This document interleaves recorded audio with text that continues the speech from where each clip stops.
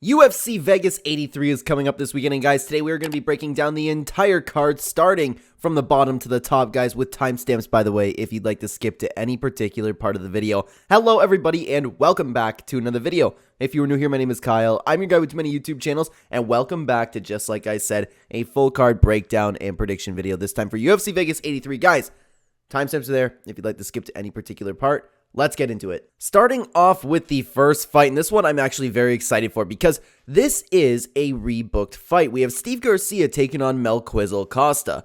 Melquizael Costa, somebody that I really started paying attention to. He really broke into the scene in the LFA days. He had a little bit of mixed success, and honestly, I do believe he is better than his 26 record because this is a fighter that we keep seeing improving every single time that we see him. Take a look at the record that he has, and he's only 27 years old. Other than that, the stats are about the same, but right. So Melquizael Costa, in the LFA is when I really started paying attention to him, and he had a little bit of mixed success there. But breaking into the UFC, I was excited to watch him because we all know he's a good fighter, right? And you'll have to excuse me, guys. I'm sorry. My dog is a little bit medicated. Anyways, Thiago Moises did beat him in his first fight, but it wasn't a bad performance at all. But then he bounced back with a very, very nice win against Austin Lingo, and then he was continuously improving here. He utilized the calf kicks, the teep. This dude is a very slick and elusive striker, and against Austin Lingo, he did look very, very good. He's taken on Steve Garcia, who historically has been a little bit inactive, but recently, he's bounced back with a couple really, really nice wins. The domination of Chase Hooper, and then he looked even, like, I don't know if I want to say even better, but he's put together two very nice wins. We know what we're getting with Steve Garcia. He's going to come. He's going to put on that pressure. He's going to want to land that big shot. He doesn't exactly just come in and throw caution to the wind, but he puts on that pressure. He wants to finish you. Here's the question. I don't know if he's going to get that finish because I can see this fight going one of two ways. Steve Garcia is going to come in. He is going to put that huge pressure on Melquizael Costa, or Melquizael Costa can be elusive as we know him to be, utilize that calf kick, stop the movement of Steve Garcia, or use the teeps to keep him at bay. It all depends on who utilizes their game plan. That's why I'm not so sure about this fight, and that's why I'm so excited for this fight. So this fight is going a little bit to the 50-50 side of things, but if you made me pick, but the thing is also, they were cutting weight last week. You got to take that into consideration, but they both were, right? This is a rebooked fight. I got to go with Melquizael Costa ever so slightly in this fight. Moving on to the next fight, we have Rayanne Santos taking on Talita Alencar. Now, Talita Alencar is somebody that I've seen that I've seen in LFA and then moving on to the Contender Series, but before that, there's nothing really special about this girl. This girl is actually being so hyped up right now, and I don't get it, man. Like, yeah, okay, she got a win here, okay? This girl, they're hyping her up like she is some she is a BJJ world champion, but you wouldn't see it. She came on the Contender Series, this chick, and she sucks. She sucks. She wrestled and gassed out so bad, like, to a point where it's shocking that she is a UFC fighter, right? I can't believe she's in the UFC. This is a last minute fight, so maybe it's crazy to me. Do not buy into the hype for this girl. I'm almost considering betting against her just because she sucks, but I also did that for Miesha Tate, and that didn't really work out for me last week, so I'm gonna put a little bit of a stop to it there, right? Anyway, she's taking on Rayanne Santos, who has actually, when you hype up, like, both these girls are being hyped up as grapplers going at it, really strong grapplers going at it, but I would actually say, like, while Alencar might have the technical advantage, I don't like the fact that she gasses out, and Santos does have a very nice ground game, and she has been improving ever so slightly her kickboxing, so she's turning into quite the all-round fighter. She's 14-6, but put together recently 3 really, really nice wins. This is going to be her UFC debut, same with Talita Alencar. So, they lack competition at the high level, but I have to go with Rayanne Santos, man. I was so completely unimpressed from what I've seen from a fighter who is 4-0. I can't believe it. I can't bet on a girl. I have to assume that she's going to come in with that same gas tank. Wrestle, and look really good, and then just completely flatten out. I'm going with Rayanne Santos to win this fight, and I'm fairly confident in saying so. Moving on to the next fight, we have Stephanie Egger taking on Luana Santos. Now, Luana Santos, I was very disappointed when she made her UFC debut. She was an okay fighter back in LFA. She put together like an okay record, to be honest with you. She lost her first fight, which was a split decision, and then bounced back with 2 very nice wins. Like, I mean, like they were good wins, nothing too special about them. It wasn't like she came in and dominated, I was kind of high on this girl coming into the UFC because she had decent performances. She's very promotable. Luana Santos looks like she could be something special, but then she comes into the UFC against Juliana Miller, and just all of the sudden, it becomes the sloppiest, most untechnical fighter you will ever see. And I was sitting here and I'm like, anybody with skill, with a little bit of skill, will beat this girl. And that's kind of how I'm thinking coming into this fight, because I was just completely so unimpressed with how she came into the UFC. She's taking on Stephanie Egger, who has had mixed success in the UFC. Of course, you can see by the 8-4 record. Her losses have aged okay. She's had some nice wins. She's certainly better than your typical WMMA bantamweight. And honestly, guys, that's how I'm kind of going with this pick. You have a girl who came in to the UFC who I was feeling okay about, but then figured out, okay, I guess this girl really does suck. But Stephanie Egger, kind of sucks, but doesn't really. That's how I'm going with this pick, man. I'm picking Stephanie Egger. I could very well see her coming in, getting a nice throw, and even just beating up Luana Santos on the feet for sure. She's 35 years old versus 23. Maybe Luana Santos could improve, but other than that, I'm feeling Stephanie Egger on this one. Makes me almost want to bet again. I have no faith in Luana Santos after that last performance, guys. I'm picking Stephanie Egger. Moving on to the next fight, we have Kenan Song taking on Kevin Jousset. And this is a very interesting fight because you have Kenan Song, who is an okay fighter, but he has a very, very stinging right hand, right? He's one of those guys where if he catches you, it's going to be a bad night for you. But other than that, he's kind of easier on the side to get around. You know what I mean? Especially for a guy with Kevin Jousset, who's coming in with a skill where, honestly, he has a very, very slick kickboxing game. This dude is going to look pretty good, and I have a good feeling about him coming into the UFC, right? So, coming into the UFC, he had a few very, very nice wins, just kind of he had a couple nice finishes, he coasted his way to victories. You could compare him to, he trains out of City Kickboxing. You get the style, the City Kickboxing style. They are very good kickboxers. But then he came into the UFC and actually got a nice submission win. So this dude, he does have a very nice skill set, and honestly, he's looked promising so far, but one of those fighters where it's I can see him doing well in the UFC, but it's way too early for me to really back him with bets and stuff, especially when you want to talk about betting, because Kenan Song is capable, with the power that he holds, beating anybody. Of course, he's had mixed success, 21-7, bouncing back off of 2 really rough wins against both Max Griffin and Ian Machado Gary. He got a really nice win against Rolando Bedoya in his last fight, so you kind of know what you're getting with Kenan Song, just like I mentioned. You kind of know what you're getting. I gotta think, though, Kevin Jousset will put on that Ian Gary type of performance against Kenan Song, where in that same situation with Kenan Song, where he almost finished Ian Gary, knocked him down, that situation can definitely happen too. My point is, I believe this will be a stand-up fight, and Kevin Jousset will be the far superior kickboxer in this bout. But the potential for Kenan Song to always catch you is definitely there, but I will be picking Kevin Jousset to win this fight. Moving on to the next fight, guys. I am very, very excited for this fight because I am very interested in the career of Tatsuro Taira, but I want to watch Carlos Hernandez perform again, and I'm going to start with him, okay? Carlos Hernandez, 9-2 record, 30 years old. This dude, I wholeheartedly believe can be something special. It was really cool to see him, okay? It was really cool to see him in the LFA coming in. Contender Series, had a close fight right 2 years ago, but then been a little bit more active since. We've seen him, okay? We kind of know what we get with this guy. But in this last fight against Dennis Bondar, it just left me so impressed with his performance. This dude was, okay, he was a good fighter coming in. But I believe either he was just on that night or he was extremely improved, okay?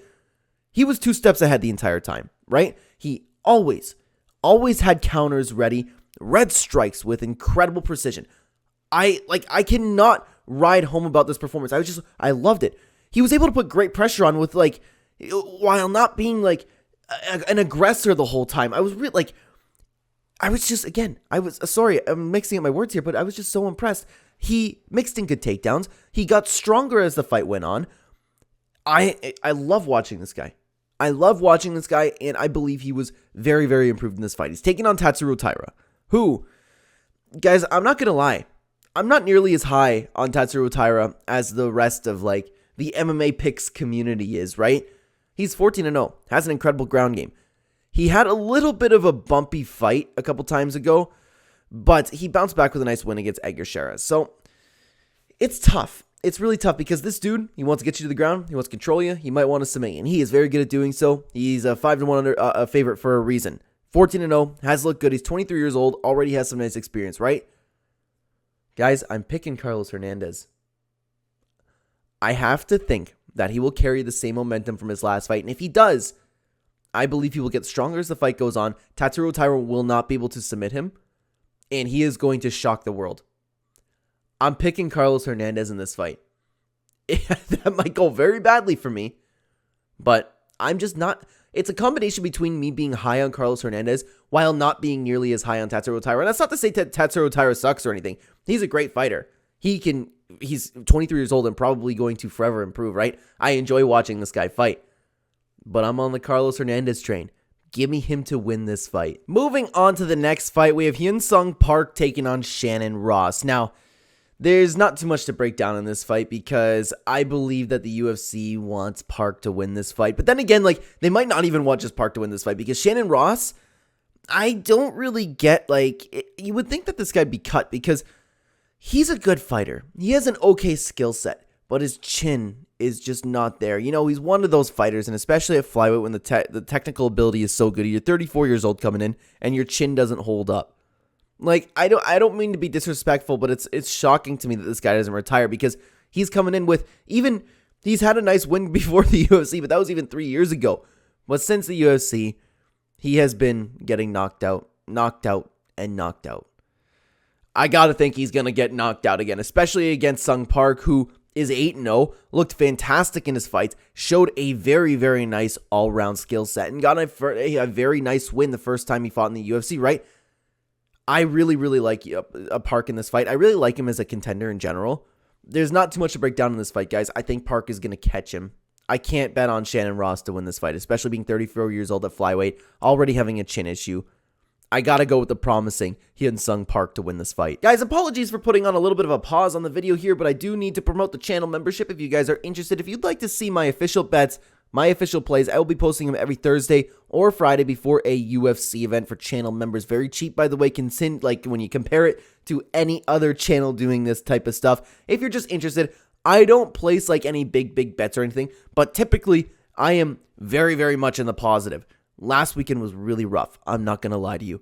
Last weekend was actually, this isn't actually exactly a good advertisement to be honest with you, but I want to be honest, man. This was the worst night of betting I've had all year. Last week, so we're looking to bounce back, guys. Typically, I bet very conservatively, very safely, and I'm wildly in the positive when it comes to most UFC events throughout this year. So if you're interested in seeing my official plays, check out the channel membership below, guys. Apologies for putting a little bit of a pause on the video there. Let's get back into it. Moving on to the main card, and honestly, guys, this might be a very, very exciting fight because you have two really highly rated contenders going at it. We have Nasrat Haqparast taking on Jamie Mullarkey. Now, this is really tough because Jamie Mullarkey had a lot of promise a little while ago, but he hasn't looked good as of recent, man. He pulled together a nice win against John McDessie, but that's against John McDessie. You know, I'm not exactly too high on John McDessie. Before that, it was a very quick hot knockout by Muhammad Naimov, but that guy might prove to be something special. I know I'm going a little bit backwards here, but before that, this is kind of where these two wins, where people are like, okay, Jamie Mullarkey could be something special. Both guys here have a nice all-round skill set. Jamie Mullarkey might have a little bit of a power advantage, while Nasrat might have the kickboxing and Muay Thai advantage.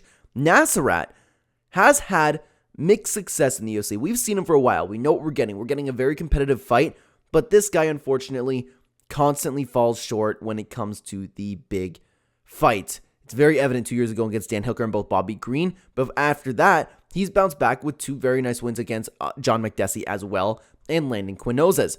He looked very good in his last fight, okay? Again, we kind of know what we're getting with both guys. I think Nasrat will have the technical advantage in this fight. He'll be the better kickboxer standing up. And Jamie Mullarkey, he could explore the ground option, but I don't think he will. He might have a little bit of a power advantage, but other than that, I gotta go with Nasrat, guys. I've liked him as of recent. Haven't necessarily been too impressed with Jamie Mullarkey, and I like Nasrat when he's not fighting a guy with a huge name, to be honest with you. I'm decently confident in saying Nasrat will win this fight.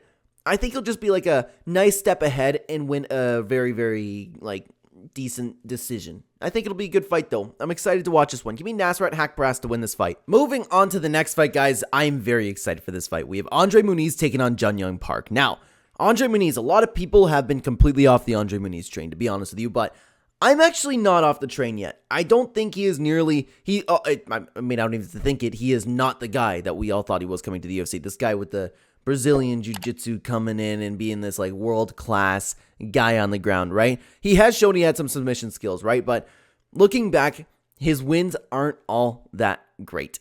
He's coming off of 2 not so great performances, to be honest with you. The fight against Brendan Allen, I see no shame in losing to Brendan Allen at this point. This dude is steamrolling division.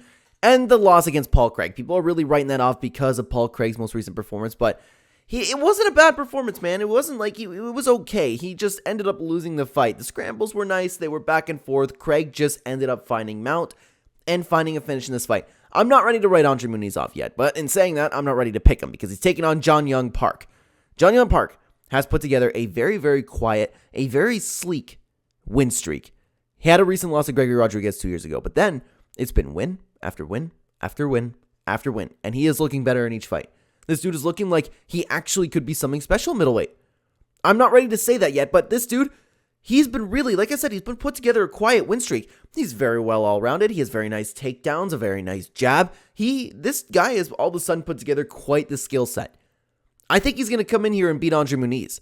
I got to say, the Iron Turtle is going to come in, and he's going to continue doing what he's doing. If this fight goes to the ground, I think he'll be safe against Muniz because he has showed a fantastic submission threat. I'm very interested to see when this fight goes to the ground. I'm gonna pick Jun Young Park, guys. I'm feeling really good about him. I like the momentum that he's on. Andre Muniz has slipped up a little bit. He's 33 years old right now, but in saying that, Jun Young Park isn't really like he's still young. I mean, he's still reaching out of his prime, but he's on a roll. He's on a roll. Other than that, the only thing you got to worry about is the reach advantage for Andre Muniz, but he doesn't really utilize it all that well. Give me Jun Young Park to win this fight. I'm excited to watch this one. Moving on to the next fight. And guys, apologies, I always pronounce his name wrong. We have Sumidarji taking on Alan Nascimento. Now, Sumidarji, this dude, when it comes to kickboxing, is fantastic. I cannot say enough good things about him. He's elusive. He's powerful. He strikes at different parts of the body all the time. This dude is a very, very strong and technical kickboxer. In saying that, though, this is a little bit of a striker versus grappler matchup because Sumidarji has also shown that he has a big hole in his game, that being the ground game. He's susceptible to being taken down and controlled and submitted. So this is, it's not saying Alan Nascimento is just a grappler. This dude actually has a very nice all-around skill set. It's just he can absolutely explore the wrestling in this fight. Sumidarji, we know what we're getting. We've seen him for a little while now, and he loses by submission with his 2 losses over here, especially against Matt Schnell, which hasn't aged that well. But other than that, when he stands on the feet, he looks absolutely fantastic. We know what we're getting with him. And I think Alan Nascimento will be able to explore the ground option here. He might be able to hang with Sumidarji in the kickboxing area, but why? I'd be shocked if he did. He's got to explore the takedowns in this fight. He's 26. He's had mixed success, to be honest with you. It's really tough, man. It's really, really tough because I see such a huge path to victory, but we also have seen him lose a fair share of fights, right? Alan Nascimento, you could argue, though, he is on a nice momentum swing because this fight against Tagir Ulanbekov, you could argue that he won this fight. I don't remember if I thought he won this fight personally. Regardless, it was a close fight, but you could argue that he's on a 4-fight win streak. He's looked pretty good in his last couple fights, and coming off of a submission win, he could bring that game plan against Sumidarji for this fight. This fight is certainly one to stay away from in the betting side. But I'm going to pick Alan Nascimento. I'm going to pick him. I got to go with the guy who can really explore the ground game in this. Something else to note, though, is you have a little bit of a reach advantage for Sumidarji here, and he will use that to the full extent. So when you have a reach disadvantage against this guy, it's something you got to keep into consideration, but I don't think it's going to be that big of a deal personally. I'm going to ever so slightly lean towards Alan Nascimento to win this fight. Moving on to the co-main event, we have Anthony Smith versus Khalil Roundtree Jr. Anthony Smith's taking this fight on short notice. Something else to note is Khalil Roundtree was cutting weight last week because he was supposed to fight. That's something to take into consideration. I gotta assume, though, that he's gonna be the same Khalil Roundtree that we all know. Khalil Roundtree, man, he is such a dangerous and violent fighter. This dude will look to damage you, and he does that very effectively. He's on a beautiful, beautiful 4-fight win streak. And he's had 5 losses, and we've seen him been beat before, but he's put together some very, very nice wins. Very nice wins. And this fight against Dustin Jacoby, a lot of people thought it was a robbery. I thought it was close enough to not complain personally, but he's put together a beautiful, beautiful win streak. Chris Daukaus, he actually, to be honest with you, with this fight, I thought he was in a little bit of trouble at the beginning, but then Chris Daukaus' chin just did what Chris Daukaus' chin does. He's taking on Anthony Smith, who at one point in his career was a very dangerous fighter, but this dude, he's been a big meme right now, honestly, because he shows up, he doesn't look like he's in shape anymore, he's potentially there for a paycheck. You have the whole thing with Johnny Walker, where it's like, you're taking money away from my family, or you're fighting my family here, I gotta protect my family. This dude doesn't accept his losses because on paper he'll win, and that's something, like, I understand that that's a meme, but that is really, really big in the personality of Anthony Smith, because this dude hasn't been learning from his losses. He still thinks like, oh, on paper, like, I could beat John Jones. Like, I know he didn't exactly say that, but you get the mindset that Anthony Smith is in. He's had a couple nice wins a couple years ago, but then obviously he's very, very evidently out of his prime at this point. He lost to Magomed Ankalaev and Johnny Walker in a fight where this is just so, like, it wasn't a good performance, man. It really wasn't. And even then, I cannot believe he beat Ryan Spann. Can't believe it. Anthony Smith is so out of his prime. He's so heavy on his front leg. I can see Khalil Roundtree just absolutely chopping him up. If the weight cut hasn't affected Khalil Roundtree, I think this will be a very, very brutal finish for him. Anthony Smith is not the same fighter that he once was. Khalil Roundtree is on a fantastic win streak, looking better than ever. I'm going to pick him to win. I'm very confident saying Khalil Roundtree is going to win this fight. Moving on to the main event, guys, we have Song Yadong taking on Chris Gutierrez. Guys, I am so high on Song Yadong. I am so high on this guy, and I know that might spoil the pick, but Chris Gutierrez, we just saw him recently, actually. That was a really, just a month ago. I was like, wow, he's coming back. But then again, he took no damage in that fight. We kind of know what we're getting with both guys. We kind of know what we're getting with Chris Gutierrez. He has a very elusive style. Not a very dangerous style, but people were kind of like thinking that it was a little bit dangerous after the Frankie Edgar win. So he is very elusive, very bouncy. He's in and out with his striking. Very slick, but he lacks that one-shot power.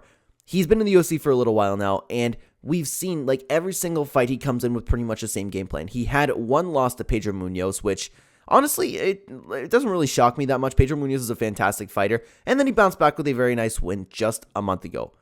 He's taking on Yadong Song, who has looked so good. I can't believe he's 20-7, man. This dude is so much better than his record. He is so much better than his record, and he's improving every single time that we see him.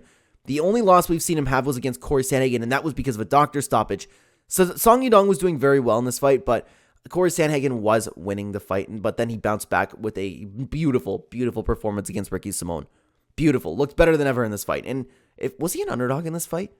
I remember being shocked at the lines and it being like him being enough value there that I was like, bet, right? Song Yadong is going to come in, and Song Yadong is going to be the huge boxer. I understand Chris Gutierrez has very elusive striking. He's very fast. He's very good at what he does. But I believe Song Yadong is going to come in with that boxing heavy pressure that he puts on. This dude is fearless. He's going to come in and he is going to completely overwhelm Chris Gutierrez. And I think this is going to be a huge, huge performance for him.